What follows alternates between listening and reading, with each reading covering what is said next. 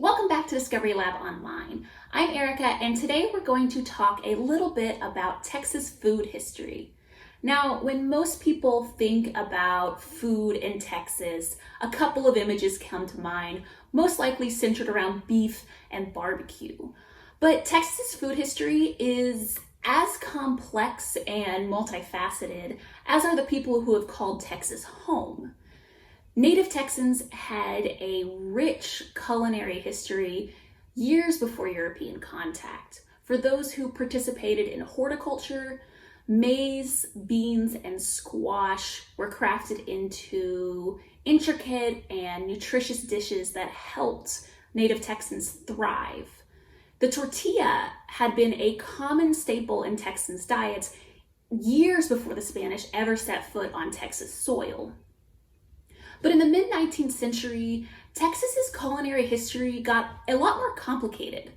With an influx of new immigrants in Texas after the Mexican-American War, Texas food became a new amalgamation of different cultures.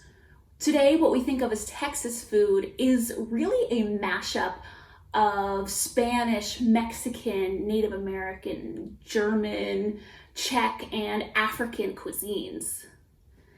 Today, we're going to talk about a specific dish, one that became a literal and figurative melting pot of different cultures in Texas, chili con carne.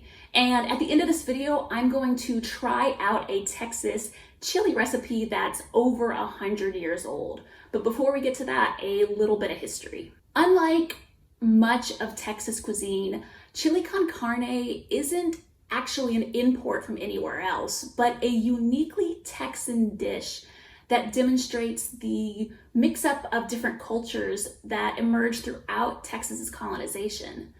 Today, chili is a point of pride, and everyone has their long list of opinions on what ingredients make up the perfect bowl of chili. But when chili was first popularized, it was a little bit more ambiguous. Historians are still debating the origin of chili, but most agree that the dish probably began as some sort of stew made out of meat, spiced with red chilies, and usually comprised of some sort of additional spices like cumin and oregano. The meat was, although we think of it today as being a beef-based dish, the early Texans would have used goat, deer, and bison with as much frequency as beef. Essentially, cooks would just use whatever meat they had on hand. They'd often incorporate wild chili peppers that grew in the plains of Texas, and they would use a mix-up of spices, those not necessarily being original to Texas. Some historians argue that the strong cumin flavor in Texas chili actually originated in the Canary Islands, which Spain possessed in the 1700s. Although there's been something resembling chili for centuries in Texas, it really got its popularity in the 1850s. After the Mexican-American War, women of Hispanic descent set up chili stands alongside the military plaza in San Antonio. They would cook chili over an open fire at night and sell it to tourists in the daytime who were curious about these strong flavors. These women later became known as chili queens, and they would serve up their bowls of chili with a side of beans, but never actually mixed into the chili. By the 1880s, chili was a common dish for cowboys, settlers, and even Texas prisoners because it was made up of the cheapest ingredients possible.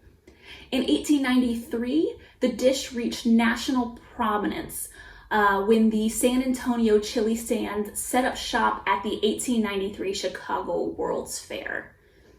In 1896, William Gebert, a German immigrant, crafted his Gebert's chili powder, which nationalized the flavor of chili powder, and it also toned down the spice so it would be more palatable for a wider American audience who wasn't as accustomed to spicier flavors. Today, chili is a popular dish all over the United States. Now people mix in beans, add it to hot dogs, serve it over Fritos, and in some places like Cincinnati, they even add it to their spaghetti. But originally, chili was just a simple mixture of some sort of meat, chili flavoring, and whatever spices people had lying around, and then adding in some tomatoes. Now, I'm going to show you a recipe for chili con carne that was published in the Fort Worth Star-Telegram in 1914. And it's important to note that this recipe may be a little bit different than you'd expect. This recipe was printed during the Progressive era in American history, which roughly ran from the 1890s to the 1920s. Health professionals during that era thought that spicy food was unhealthy and even in some cases kind of immoral. So a lot of recipe guides discourage the use of too strong of spices. So if you're expecting this to be your favorite 5-alarm chili, you might be a little disappointed. But let's go to the kitchen and try it out. All right, so the recipe says to chop either cold roast beef or raw beef into small squares. So this is my attempt at doing that, and add it to the pot. And then it says to add 2 large onions. It doesn't say exactly what to do with those onions, but just an educated guess. I was thinking chopping them up.